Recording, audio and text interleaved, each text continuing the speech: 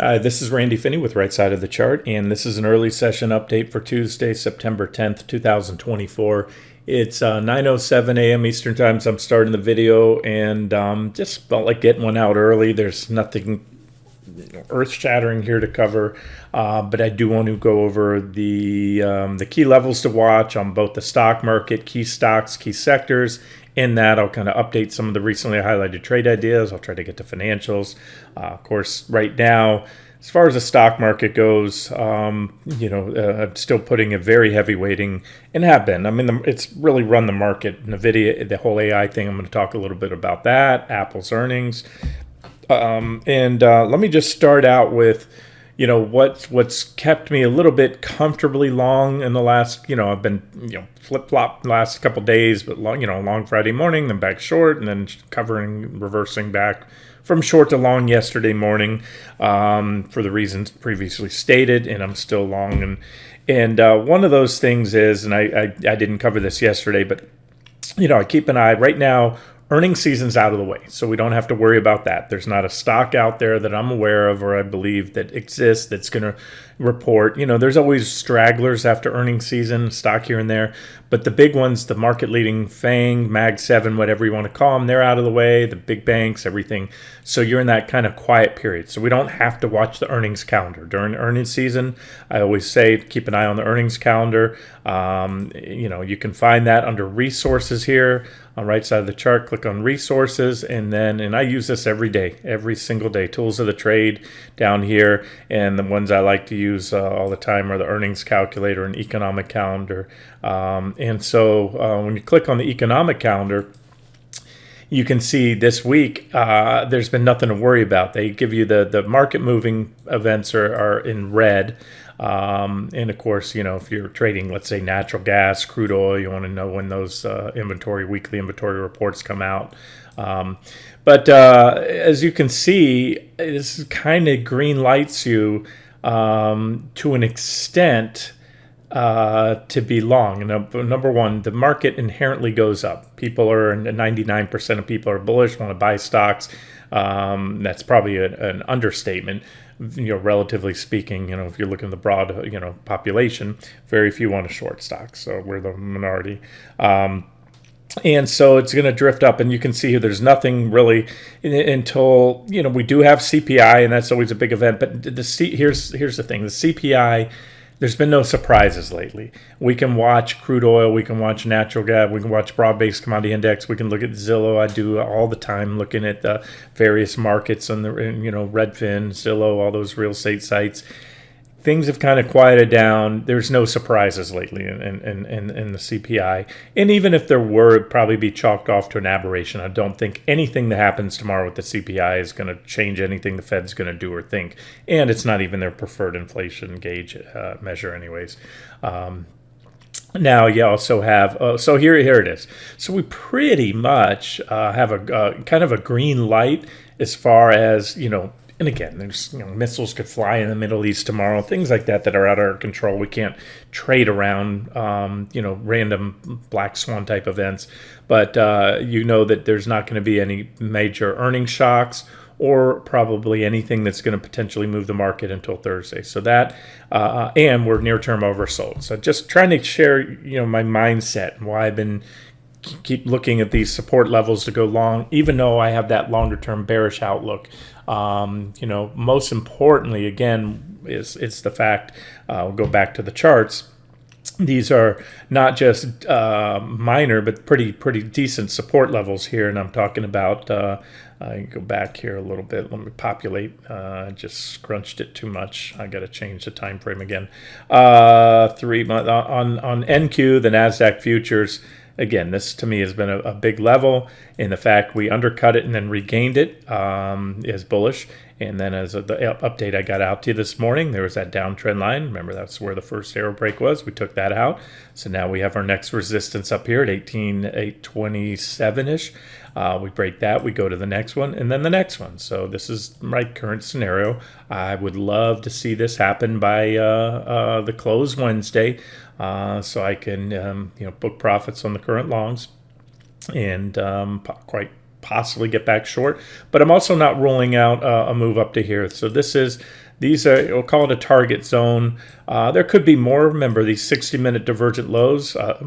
We have divergence on both indicators. This time around, we only had it on the RSI. And the last time we had a divergent low, it was a small little bit of divergence there. It's just a go-to my go-to swing trading time frame, but I'm looking at something a little shorter term than usual. In other words, in the past, for last, year and a half, 2 years, up until the recent top, these divergent lows marked the end of a correction and the catalyst to new highs in the NASDAQ. We had plenty of them along the way since the bottom in October 2022. However, there was a change of character, and this is what goes into my analysis. We've had divergent lows, and they just fizzled out, and they got sold into as expected. We stayed short. I talked about them all, acknowledged them all, traded two of them, the two biggest ones we traded, and milked those bounces, and then the bigger, that was a relatively small bounce, bigger one there. Okay, so that's where we're at, guys. So I'm treating this as what I believe it is to be, a divergent low in a bear trend. And therefore, I'm not looking for 20+%. I'm looking for, right now, like I said, maybe 5%, give or take 3. And also, you've heard me say this before, never trust a bear market rally, all right? I trust them about as far as I can throw them. So I'll trade them. I love trading them. I love, long, short. I like making money. It's part of the game. And right now, like I said, cautiously bullish. That's it. So, and there's your levels. And again, the way it works, pop that one, should take us up to the next one. And, when you look at, these levels, and again, this is why I do these videos, why I get these charts out to you. Hard to argue that downtrend line, that's where I had the first arrow break yesterday, the first resistance level. Look what it did all day. We hit it, and there was an entire day, if not 2 days, of resist. It acted as resistance. You can see, if you zoom in real nice and tight there, you can see we skated down along that trend line, and then boom, we took it out this morning. And we also took out that previous reaction high from yesterday. And that's minor resistance. You could put a line there. I could do that right now for you, but you can, you can see these levels. So you had a reaction low right here, right? And big bounce. Then we're capped here and capped at the trend line, and now we took both of them out. So that's net bullish. This is a pretty significant resistance. And that's that. All right, so that's kind of what I got out to you today. I just want to show you the kind of how to analyze the charts. But then, NQ can break out, and if you're not paying attention to its close cousin, ES, the S&P 500 futures. And again, for those of you that trade ETFs, these charts just show better. These levels, you're not seeing these, and I'll get to QQQ and ES. So I encourage you, even if you're not trading them, you can get free real-time futures charts from most brokers. Investing.com gives you free real-time futures charts. There it is. So about 54.91 on ES. So we're at resistance now. So if we can pop that, and then you're up here, and then there's a potential rally up to the downtrend line. So that's it. So again, won't be a straight right up. Might not even get there, but that's my current trading plan. If we start to go down, we really have no business now violating those recent lows, because remember, this was even better support on ES right here. This is a big level right here. It was an initial swing target off the top, and then we had these additional downside targets from shorting back here, short cover these targets. And it was also, we had nice reactions on them. And that was, like I said, the only thing more bullish than hitting that and bouncing off is breaking it and then recovering it again for that whole, what I call bear trap scenario, false breakdown, bear trap where short sellers go in. So anyways, kind of repeated what I covered yesterday, but just to kind of show you where we're at. So we're currently testing that level right now, give or take. And so we pop that, and that's that. All right, and then again, so there's really, we don't really have any headline risk now.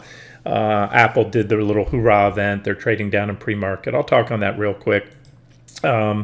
From what I read, the event it was a non-event. Apple always there's so many memes out there if you look on the internet about Apple events, and people get up and mock them, and Tim Cook and the whole lot of them that get up there on stage and, oh my God, this is the best iPhone ever. It's faster and lighter. And of course, are you ever going to make an iPhone that's slower than the previous one, or roll back features? And so everyone knows that. Apple's just been plateauing, seeing the competition really, jump up on them.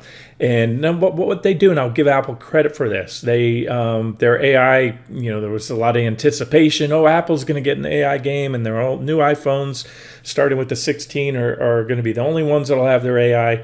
And it was like a dud. There's no AI yet. They have a chip that's AI capable, and they announced they're going to gradually roll out AI features. And right now, Siri, which is what my wife calls it, Siri, because it's such a horrible assistant, they're going to make that better, they claim, with AI. But anyway, well, I'll give them props as they didn't plow an insane amount of cash into it like Alphabet did and some other companies. So Alphabet, obviously Google parent company, they got the new Pixel phones they just rolled out with integrated AI features, but they're giving it away free. You buy a new Pixel 9, you get their free premium AI, which is normally $20 a month for a year.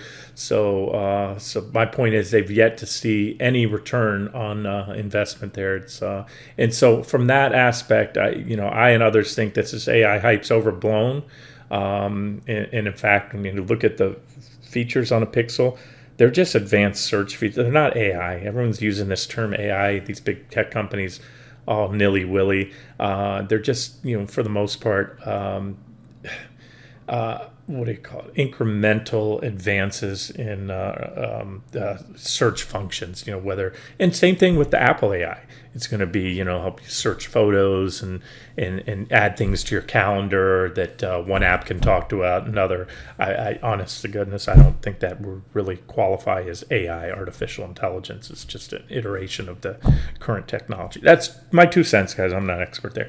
Bottom line is, so that may be down the road better for Apple. But at the end of the day, there was no wow factor. And so Apple, reflecting that. And, the longer term charts still say what they say. So I'm not going to get into that. You guys, unless you're brand new to the site, my longer term outlook and views. We're here right now to talk about today, tomorrow, next week, the near term stuff. If you are new, these are my targets. We had targets laid out before the market even peaked. Total of 7 current targets all the way down here. And that was laid out here with the market topping anywhere in this range, which it did. And so therefore that 7th target, which I maintain still as a longer term swing target, it's about a 50% drop in the NASDAQ 100. So far we hit our 2nd target where we covered and went long expecting a bounce. We shorted back, got back short. And again, I'm just telling you, me as the active trader, and this is good support. So, again, I'm speaking in my primary trading account, long at the moment to game a bounce, which at this point in time, I don't have a firm target. I've given you a bounce target zones based on those 60-minute charts I started out with.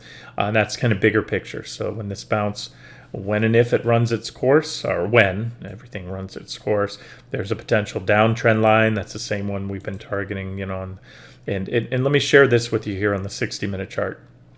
So this was the high right here. This was the recent lows on August 5th, where we covered all shorts and went to hard reversal long.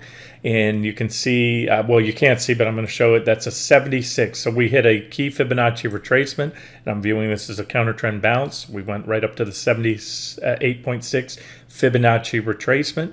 And now I added fibs here on this most recent drop right here off that level. This was a reaction low where I think we're going to game a tradable bounce. At least that's the attempt here. And you can see fibs run from the 38.2. I know they're very hard to see in the video, but I'm going to just highlight. This is the 38.2 Fibonacci retracement.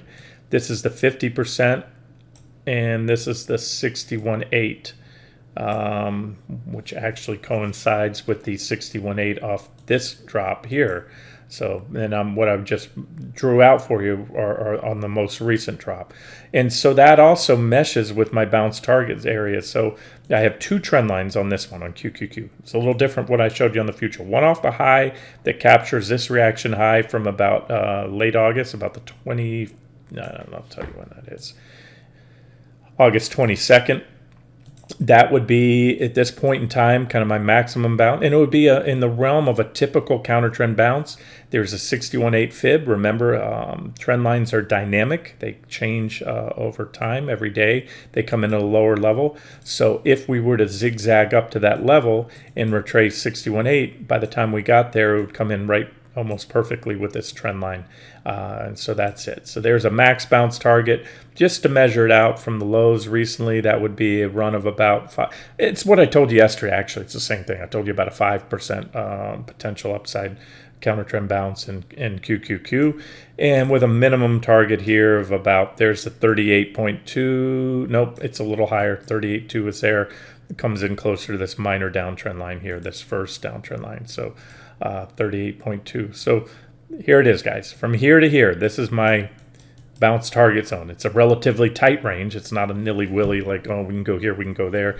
And that's, current at this time. If things change and the charts are dynamic, I always say that all the time. They're changing constantly. Therefore, my levels, my outlook, positioning will change, as I think most of you are aware by now. It's probably making your head spin how often my positioning may change. Okay, so that's it. That's it for the equity markets. Let's Apple. Again, Apple's just kind of flopping around, doing its thing. Didn't really impress, but still crowd favorite and positive divergence on the 60-minute chart. It's hard for me to get too bearish on the market when the world's largest company, it's a $3.4 trillion company. Microsoft's right behind it at $3 trillion, and NVIDIA has dropped down, left the $3 trillion club back to $2.5 trillion. Just to kind of, and I'm telling you that because it shows there's a cap-weighted stock. So Apple has the biggest impact on the S&P and the NASDAQ. And there it is, bullish falling wedge, despite their lackluster or unimpressive dog and pony show with their new products, their new iPhones and watches and all that. You got a 60-minute bullish falling wedge, and that one may pop. If it does, we're going to go up. Longer term, nothing's changed. My weekly chart, big bearish engulfing on the weekly. I view that as a topping stick. I think Apple has topped and is headed a lot lower in the coming months. Only thing is, I think it might be headed up in the coming days. Hopefully that's clear to you, and you position accordingly based on your skill sets and outlook on the market. There's a little divergent high there too. This is I'm toggling over that. Oh, that's a different board. There it is. I had it. Divergent high and island cluster top also on the daily. I just showed you the weekly had a bearish engulfing candle that marked the top on the weekly chart, and on the daily we had what's called an island cluster top. It's two candles next to each other, separated by gaps on both sides. And that's a potential topping pattern. So as long as Apple remains below that, I am going to treat that as a not just a near term, but the top in Apple. And if it changes, so be it. But as of now, that's it. So there's my outlook on Apple. One thing I can tell you, if Apple does break out above this bullish falling wedge and rallies, it's very unlikely that the stock market, especially the tech-heavy NASDAQ 100, will not rally. So it's one to watch. Microsoft.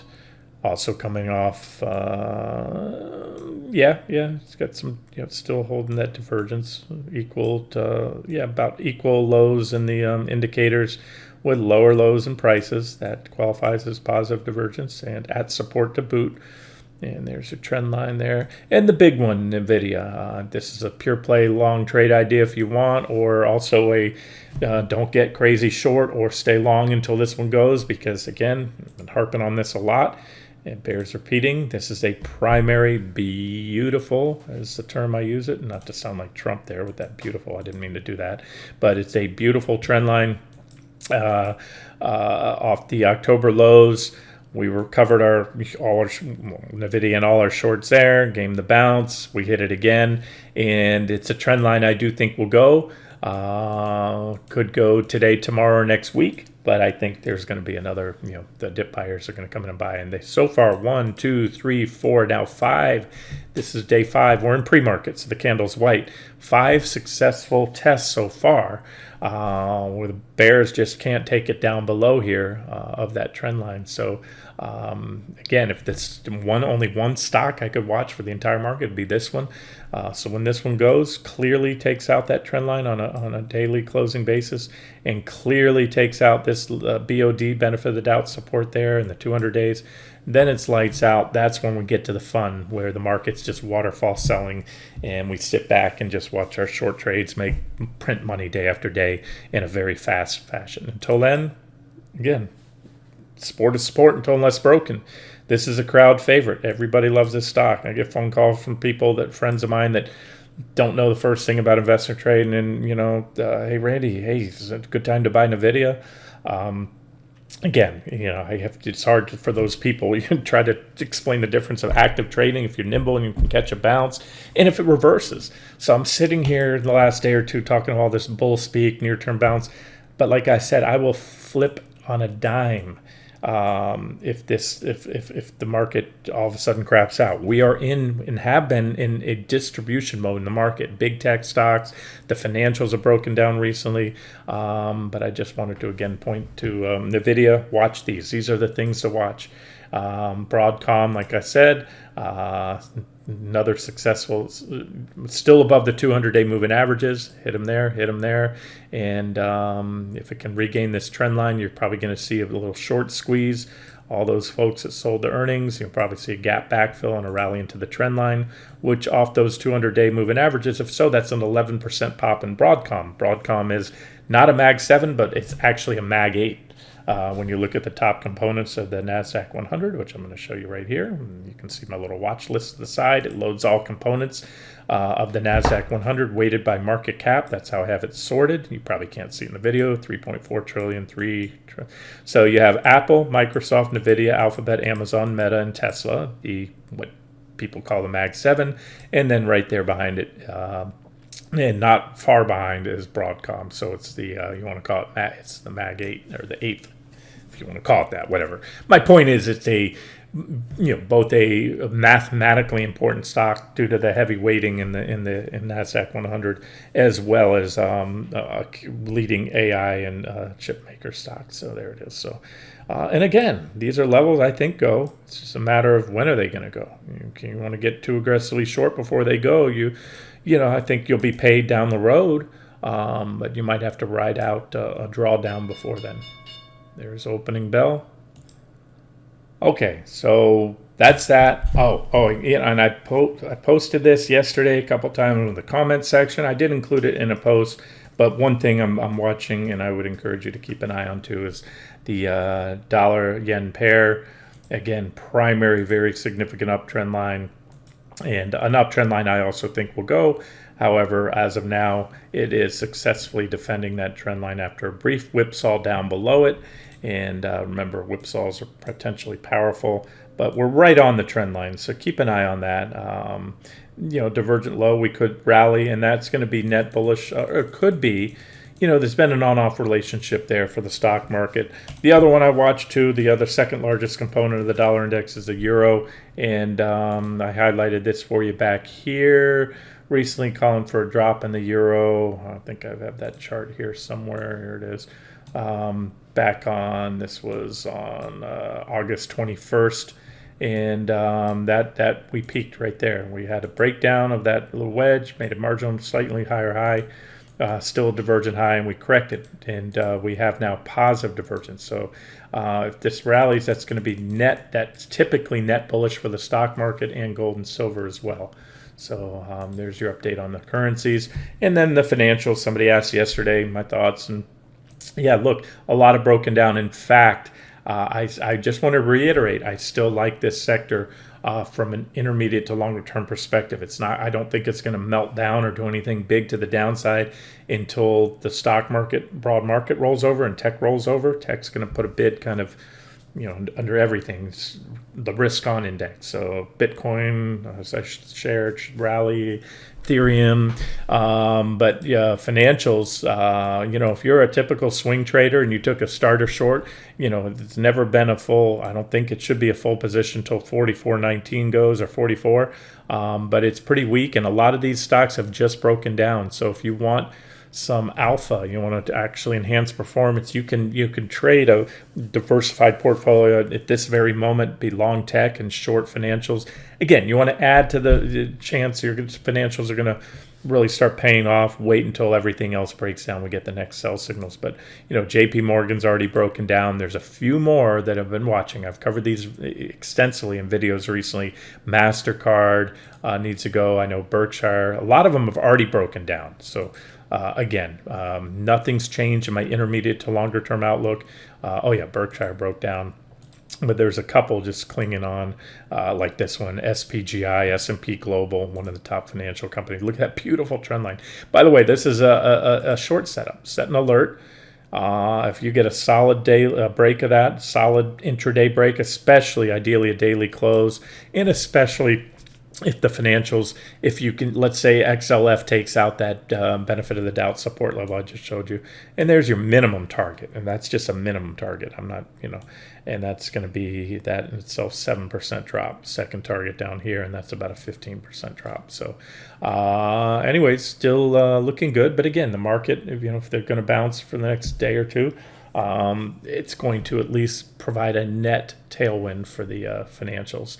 And that's, again, just due to money flows. Money, if everyone's buying tech, then the S&P 500 has to buy tech proportionally. And then the S&P 500 has 11 sectors. The top and largest by far is the financial sector. Technology sector, which is a 25% weighting in the S&P 500. So that's how that works. So you want kind of many check marks as you can get. So on the next leg down, I think the financials will certainly be one of the best performing sectors to the downside, or one of the better. And guys, I think it goes without saying, because I've said this quite often, the VIX is for the most part an inverse of trading the stock market. It's kind of like a leveraged, super uber leveraged index short. Not exact, but for the most part. The VIX goes up when the stock market goes down, especially when the stock market is going down impulsively and not just in an orderly, pullback manner. And so, obviously, to be bullish and long the stock markets, to be bearish the VIX. But that being said, here's a level right here. This is that VXY trade I showed you. We went long here, gave you several targets. We hit that. We pulled back, highlighted again recently here. We had another spike up. It's waking up. The VIX has been waking up lately, and I just want to point out, and these are the old levels. Remember, old former T2, which was support here on VIXY. Over time, this chart, these levels become less significant because of the it's not decay, I call it. It's just the fact that this is a futures ETF that's tracking and buying and rolling futures. So I do watch the regular futures, and that's what I trade on the VIX. But I just wanted to say that, this is support. And that's why, again, I as much as I'll tell you my current position, I don't trust the rally, and we could stop at any of these levels and just start spiking up. So keep an eye on it. I started the video. We were at resistance. This is NQ. I zoomed in tighter. There it is. What did I tell you? Next resistance was 18, 826, 87. We popped after the open, and that was the high of, I can't even, it's not popping up the data box, but we hit it to the button. So this is Trading 101, and a lot of times I do these videos to my own detriment, because as an active trader, I probably would have taken out, just quickly popped and reversed that, and then look to buy it back here because they sold it right there, but I was doing the video for you. So a lot of times I'm doing these videos, I'm like, darn it, if I was watching it at the time. It happened quick, right after the open. It was an opening surge pop. Let me get to, let's look at ES, see what it did too, and then I'll get to QQQ and SPY for you ETF traders. ES is trying to punch through that 54.91-ish level, but again, as I like to say, if you have to squint. But there's another good example, great example. Let's say you were trading ES in a vacuum. and you bought the breakout above 54.91, and you're wondering, well, broke out, why isn't it running? Because at the same very moment, NQ hit that resistance level. But again, I think it's going to get taken out today. I think that's just it, the reflexive pullback. That's why I list multiple targets upon the initial tag of each target. It's where I expect a reaction, and we've had the reaction now, and there's support right there. I don't think it's very big. I may not have even traded that, to be honest with you. I don't know. I can tell you if I was, watching there, I would have had to put a limit order just above there this morning to get out of there real fast, because it hits so fast you probably couldn't have queued up the order and fired it off manually. That's how I'll actively trade. I'll set limit orders, on long positions just shy of the actual resistance level. I expect to pull back and then cycle back in on the pullback. What else? Nat gas. Still looking good, but still in that potential basing pattern. UNG, there was a brief little whip. Remember, I told you these trend lines, they love to, take them out, run stops. But I said, we have support just below the trend line yesterday at 1342, and you got an opportunity if you wanted to get into it to buy it at 1342. You also had an opportunity not to get shaken out of a long, because that's that stop should be a tight stop, even should be set somewhat below 1342. So up today, 3.5% right now. So if you cycled into it at 1342 yesterday, that's a nice 3.5% pop. But that's run of the mill. UNG is a volatile little sucker, and most importantly, you got this big old trading range potential basing pattern here, and we need to break out of that to really start screaming on natural gas. Been cycling, and covering a lot of the same trades lately, because this is kind of, I'm keeping my focus, hyper focus on the equity markets, and then, still keeping an eye on select commodities that I think, have constructive charts, and that's natural gas, like I covered, wheat here. I mentioned crude the other day is a potential trade idea. I'm not as crazy about that one, but there's just want to point out on wheat, this is a big level here, this T1. And its resistance, you can see it was support, really nice support there. We gapped down below there, back tested, rejected on the back test, rejected, hit it again, pulled back, but we're cycling back up now. And if we can pop that level, that should take us up here, and then here, and then here, and so forth and so on. So alrighty, let's keep it short. Let's just get this one out to you. Let me just pause the video, collect my thoughts, make sure I didn't miss anything. Oh yeah, I got one for you. Treasury bonds. In the past, I've traded these pretty actively. I've also used the 10-year as kind of a tell on the market, and that worked out very well back then when it was a thing, and I told you now it's not a thing because of everything that's happened. In other words, if you're new to the site, I gave these ranges back here and labeled a yellow, orange, and red zone, and the notes are there. Yellow zone market would start to take a note of rising yields. Remember, when bond prices go down, this is IEF, the 10-year bond, and the price, and then when it goes up, yields are falling. So when bond prices are dropping, yields are rising, and when bond prices are rising, yields are falling, right? Opposite relationship. And that's an immutable relationship. That's not an on-off correlation. It's a set with zero variance. It's just how bonds work. The higher they go up in yields, the lower the price, and vice versa. And so, yeah, we were able to, we got an orange zone there, warned of it. We had a big, nice stock market correction. We entered it again, another correction. But then we had, as I said, if bond yields fall based on market falling, that's flight to safety, and it's not really, don't read too much into it. Bottom line is where we're at now, and I've kind of got away from trading treasuries, but I am getting ready to establish a swing short position. We've got nice negative divergence for the first time in a while on this is the 10-year bond IEF. If you look at the daily chart too, you can see here even on the daily you're starting to get it. I'm gonna pull it. I'm gonna pull that divergence. I'm gonna take this line right here that I've had because it has been building over here, but I'm just gonna focus on this shorter term divergence right here. If I can grab that trend line without messing it up, let's do that. Grab that there. So there it is, and that's the same divergence on the 60-minute chart, the same 2 points. Trend line isn't super well defined, but it's there it is. It's actually better defined on the daily, yeah, than on the 60. There it is. So there's a daily a bearish rising wedge, and the last time I highlighted that here, we had it right here. We got that big drop in the 10-year, and you might be saying, "Oh, Randy, you're crazy. The Fed's it's guaranteed the Fed's going to cut rates." If you're new to this, well, that's what that is. Everybody knew. It became locked in recently with the stock market drop and everything else, and it's priced in. The question is it 100% priced in? In my opinion, yes.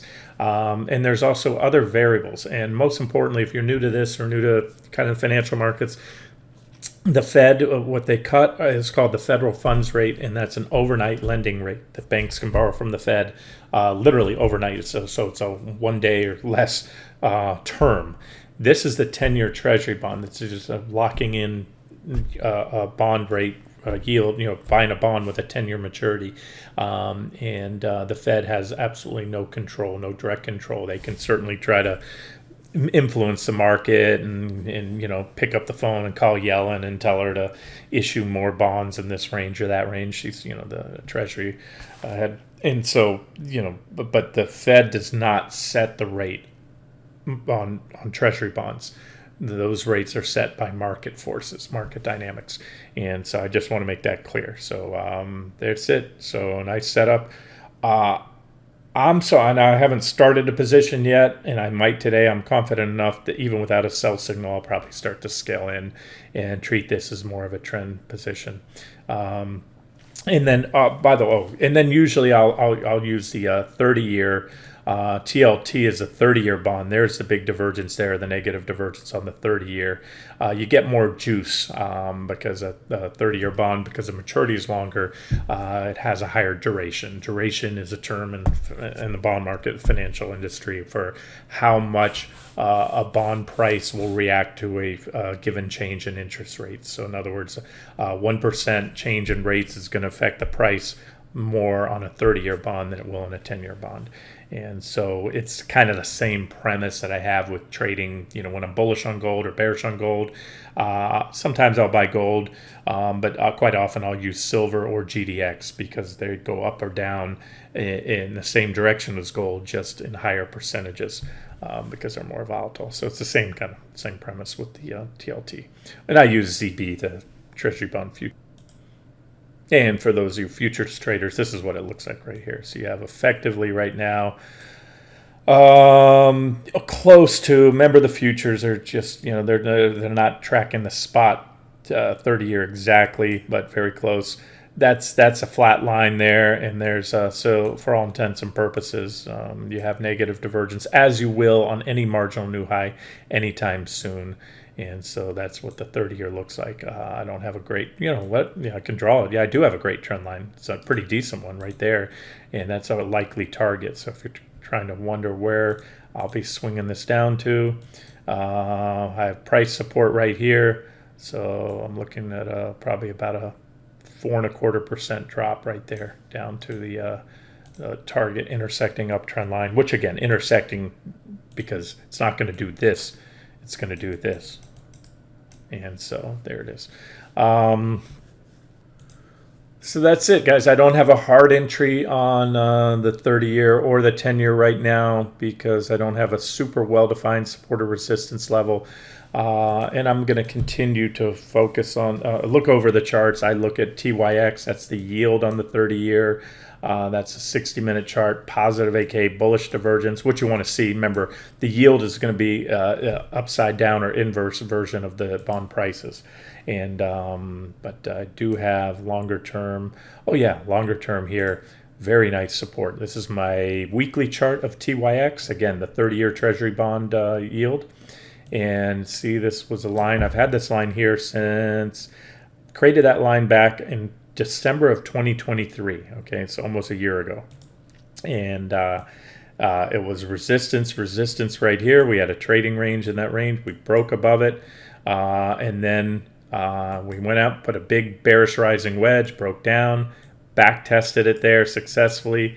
and we're there again. So we're at support. The yield is at support. So if we rally from here, then we go up, yields will rise, bond prices will fall, and that's also going to be net bearish for the stock market, rising long-term yields. However, if it goes the other way and we break that support by, this is a weekly chart, so if I see a solid weekly candle through there, that's going to indicate more than likely we're going to fall down to the next support level, which is all the way down here, which means yields are going to be falling. And that's a possibility too. I think we're heading into a recession. Typically, long-term yields will fall during a recession. The only time why this might be different, now I'm getting a little bit granular. I told you I was going to stop the video before I get out to you guys. From a big kind of macro fundamental thing, I and others are very concerned about the runaway spending with the federal government. Our deficit, we're running for the first time in the history of this country, we're running wartime deficits in peacetime. In both, neither candidate on the docket, two buffoons in my opinion, and both of them, although they have different policies altogether, they both have reckless, in my opinion, very reckless spending policies. And I think that either one in office is going to drive up the deficits even more. They're going to spend on different things, obviously.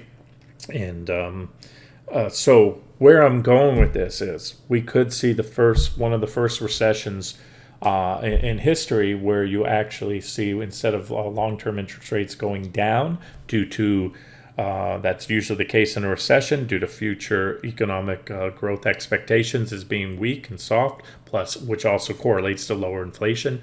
But if we continue to spend at the rate we're spending, there's a flashpoint. Nobody knows where it is, but experts that look at this stuff say there's going to be a flashpoint, or there will be if we continue to increase our debt to GDP ratios, and then other countries and maybe even a lot of individuals and institutions are just going to stop buying our bonds. They call them bond vigilantes. They're going to check. The U.S. Government will be at some point checked, where people say, I'm not going to, in other countries especially, I'm not going to buy those bonds, because the only way out of it, the debt situation, the U.S. is just going to have to print more bonds, sell more bonds. In other words, print funny money to pay off the existing bonds, which is a technical default. So yeah, I'll get my money back. Put $100,000 into a Treasury bond. When it comes to maturity, I'll get paid back, but it's going to be worth that much less, because it's kind of basic. It's a Ponzi scheme, taking in new money, printing out. So anyways, all right, I'll get off my high horse. I'm just trying to let you know, if you are wondering, well, Randy, how are, if you're calling a recession's right, how are bonds going to go up? And again, everything may change. Maybe we don't see recession. Right now, I feel strong, made the case. A lot of the more reliable indicators I use say it's a recession is likely and imminent and may have already begun. But I don't care. I'm not betting. I don't have any bets on recession, any type of Vegas bets.